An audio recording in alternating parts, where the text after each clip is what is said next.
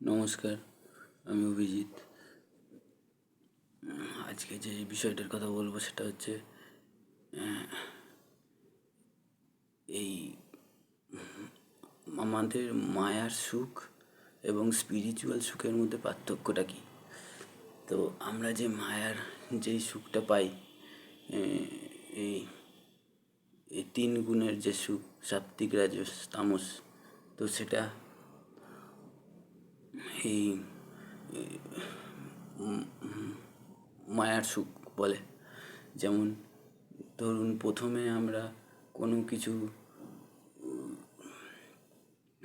এটা এটা হচ্ছে মনের কল্পনার সুখ। এটা এক প্রকার।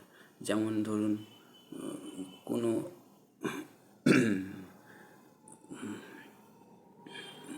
কোনো আমরা মন থেকে কোনো জিনিসের জিনিসের প্রতি সেটাকে ভাবলাম, চিন্তা করলাম যে সেটাতে সুখ আছে। সেটা টাকা হতে পারে, পয়সা হতে পারে, কোনো খাদ্যবস্তু হতে পারে।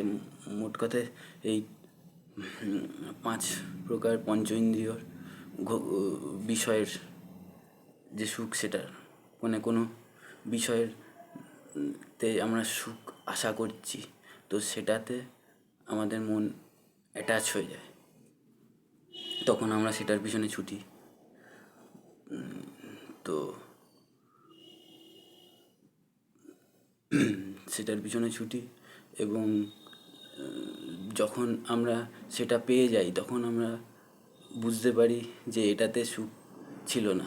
তখন আবার আমরা পরের জিনিস পিছনে ছুটি। যেমন যেমন একটা ভাবেন, মিষ্টি মিষ্টি খেলাম আমি, একটা খেলাম, দুটো খেলাম, তিনটে খেলাম, সুখ শেষ হয়ে গেল। ওটা মানে বস্তুর সুখ, মানে ওটা মায়া থেকে সুখটা আসছে। তাই ওটা ওটা ক্ষণিক আর স্থায়ী না, আর ওটা শেষ হয়ে যাচ্ছে। তখন আবার অন্যদিকে ছুটতে হবে।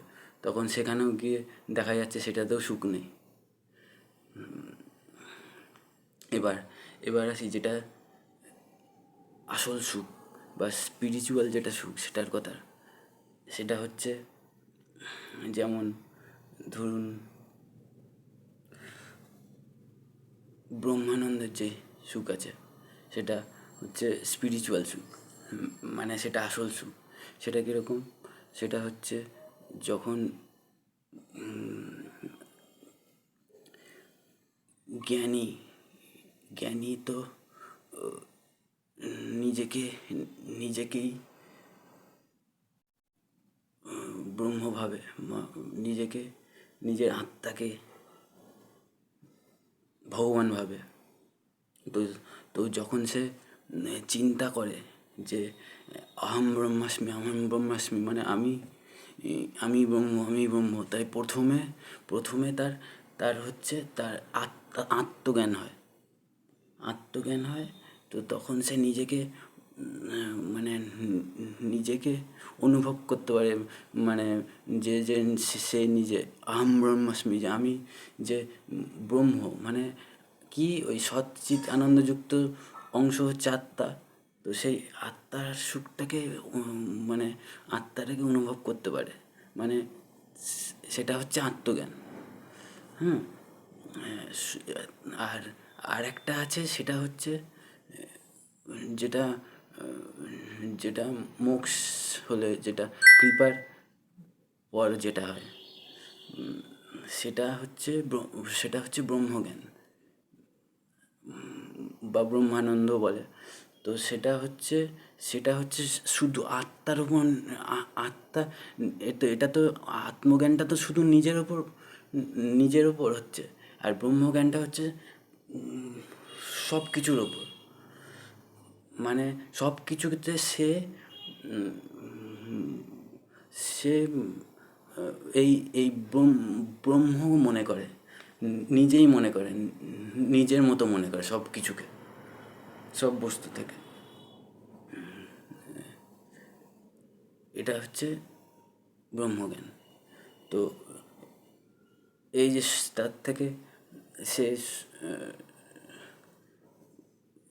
সৎ চিৎ আনন্দযুক্ত যে জ্ঞানটা পায়। তো ভাবুন, সে কোনো জিনিস দেখলো, হ্যাঁ, তো সেটা সেটা সেটাতে দেখলো, তো সে সেটার সেটার ওপর মনোযোগ দিল। তো সেটার ওপর সে সে সেখানে ভগবানকে দেখতে পেল। মানে সচ্চিৎযুক্ত, সচ্চিৎ আনন্দযুক্ত ভগবানের সে যেটা সেটা অনুভব করতে পারলো।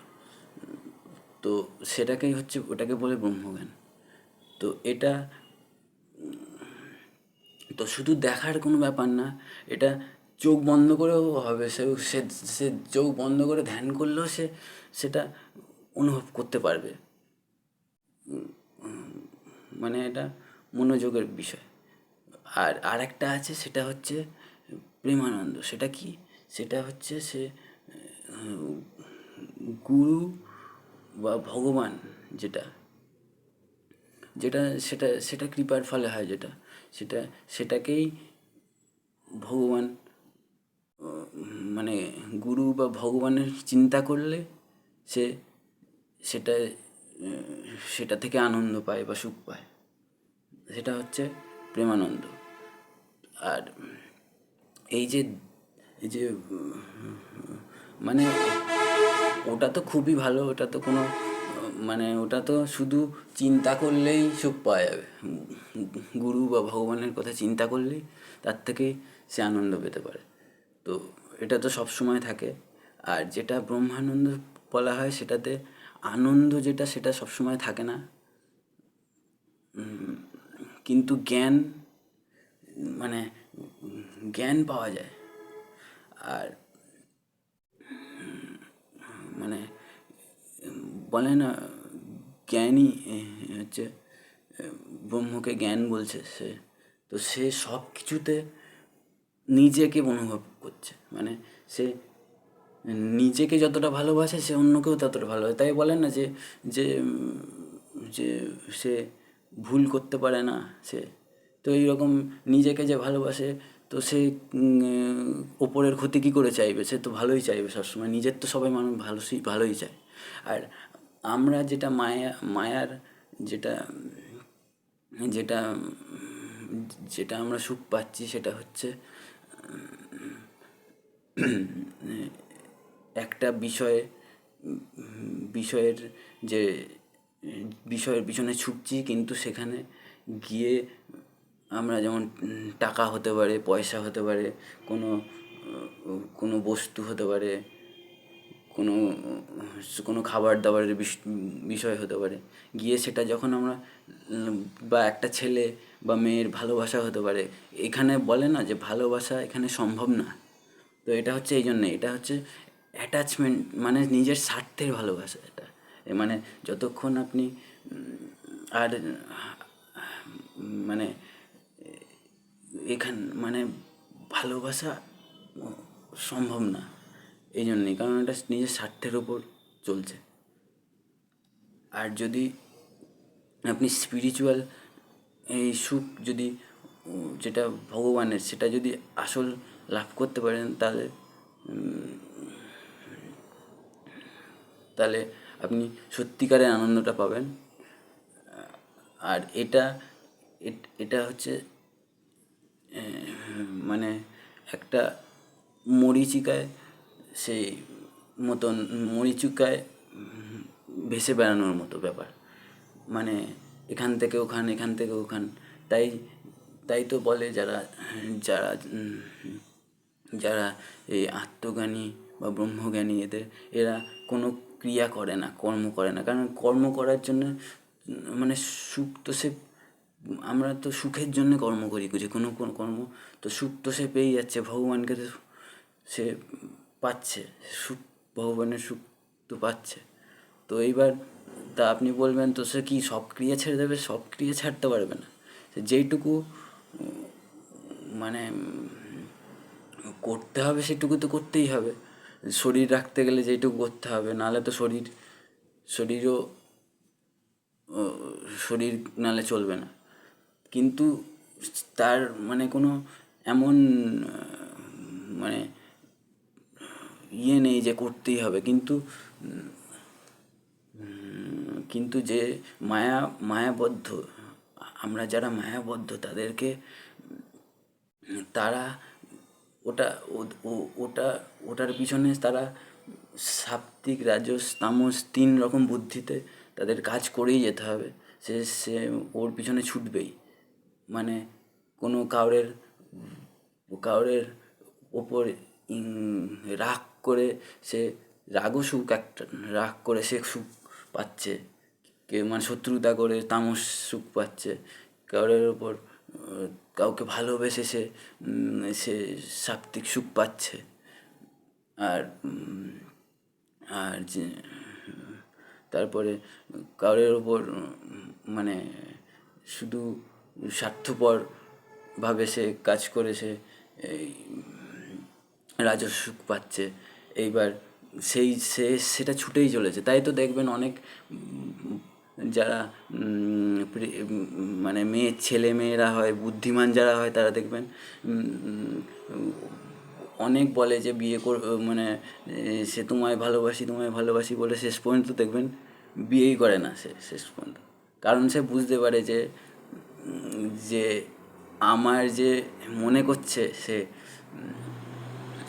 যে আমার কাছে যে সুখ আছে, যে আমার কাছে পরে সে বুঝতে পারবে তার কাছে ঝগড়া ছাড়া আর কিছুই নেই। কারণ সুখ তো তার নেই। সুখ যদি কোনো বস্তুতে থাকতো তাহলে তো আমরা পেয়েই যেতাম, কেউ না কেউ তো পেতাম। তো পাই না কেন? একটার পর একটা কারণ সুখ তো হলো ভগবান। আর ভগবান সুখ হচ্ছে ভগবান। তো ভগবানকে যতক্ষণ না পাবেন ততক্ষণ কোনোভাবেই সুখ পাওয়া যাবে না।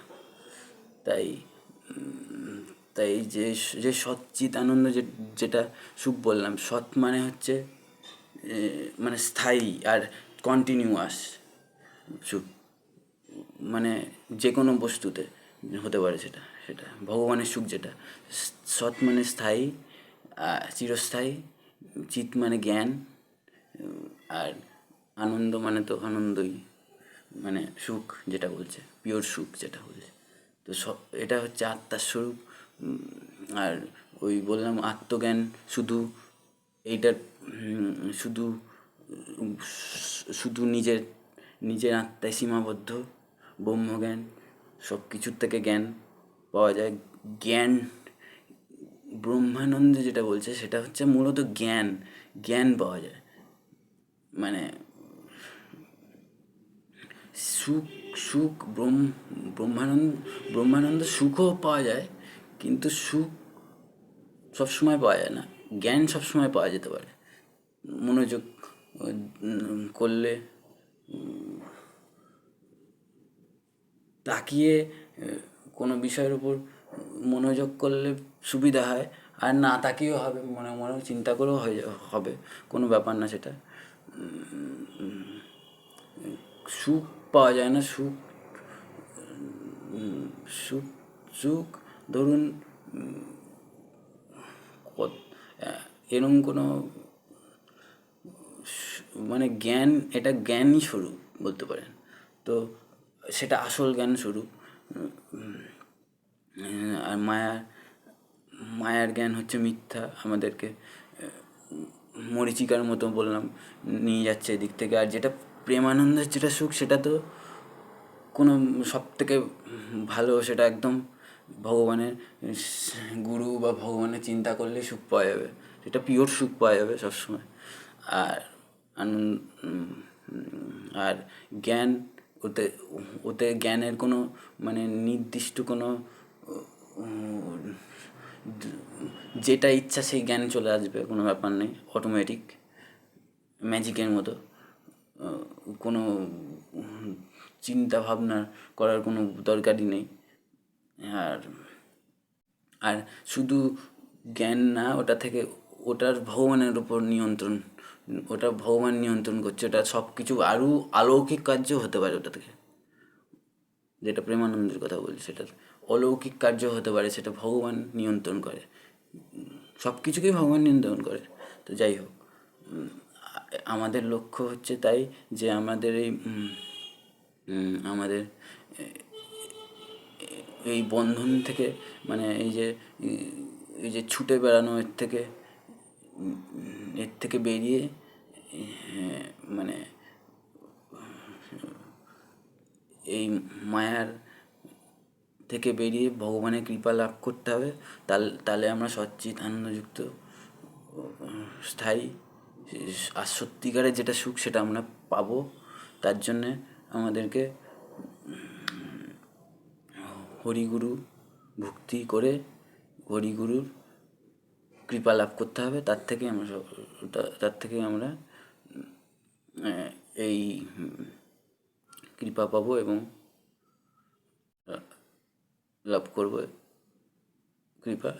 এই আজকে এইটুকু বললাম, ধন্যবাদ। আবার পরের দিন কথা বলবো।